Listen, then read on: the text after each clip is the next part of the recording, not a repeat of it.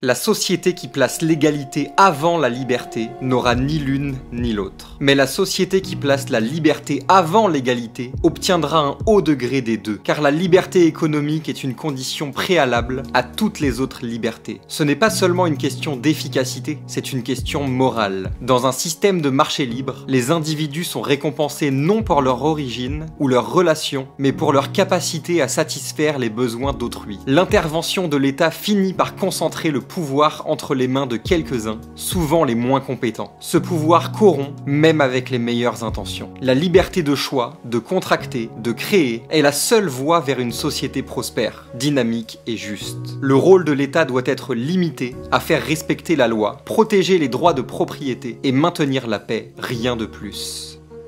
Trop de politiques publiques reposent sur l'intention plutôt que sur les résultats. On juge une mesure bonne parce qu'elle vise à aider les pauvres, les minorités, les jeunes. Mais les conséquences réelles, souvent catastrophiques, sont ignorées. Les prix contrôlés, les subventions, les programmes de quotas créent plus de problèmes qu'ils n'en résolvent. La logique économique est implacable. On ne peut pas redistribuer ce qui n'a pas été produit. Et on ne produit pas efficacement sous la menace d'impôts confiscatoires ou de réglementations absurdes. La véritable compassion consiste à permettre aux individus de se libérer de la pauvreté par l'éducation, le travail, l'initiative, pas à les enfermer dans l'assistanat. L'économie n'est pas un jeu à somme nulle. La richesse peut être créée, mais pas par décret. Comprendre les incitations, la rareté et les arbitrages, voilà ce que devrait enseigner toute politique sérieuse.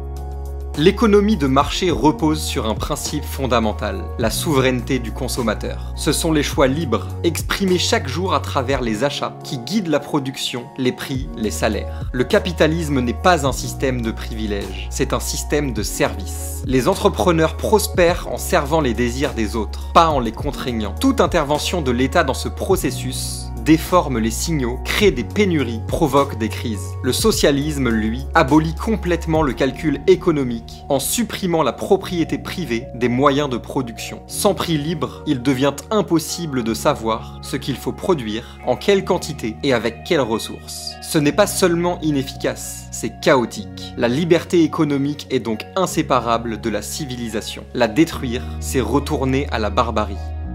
L'homme a besoin de liberté pour vivre en tant qu'être rationnel. Le seul système moralement juste est celui qui reconnaît les droits de l'individu, y compris le droit de disposer des fruits de son travail. Le capitalisme, en tant que système fondé sur les droits de propriété, est le seul qui respecte pleinement la nature humaine. Il ne s'agit pas de sacrifice pour le collectif, ni de privilège pour une élite. Il s'agit de vivre selon sa propre raison, sans interférence d'autrui, tant qu'on n'empiète pas sur les droits des autres. Toute forme de collectivisme, d'altruisme imposé nie cette réalité. Elle remplace l'échange volontaire par la contrainte, le mérite par la pitié, la réussite par la culpabilité. La liberté, ce n'est pas l'anarchie, c'est la reconnaissance que chacun a un droit absolu à sa propre vie, à sa propre pensée, à sa propre ambition.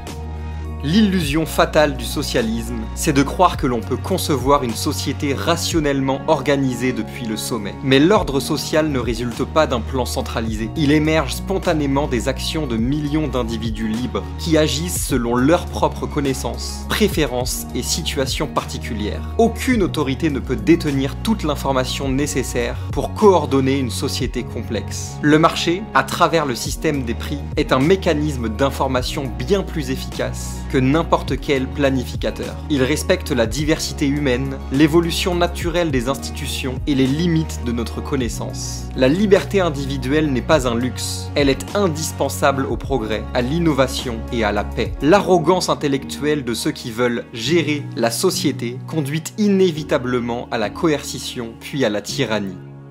Si vous êtes arrivé jusqu'ici, dites-moi en commentaire quelle est la citation qui vous parle le plus et profitez au passage de mon guide de l'investisseur offert en description ou en commentaire épinglé. A plus tard pour une prochaine vidéo.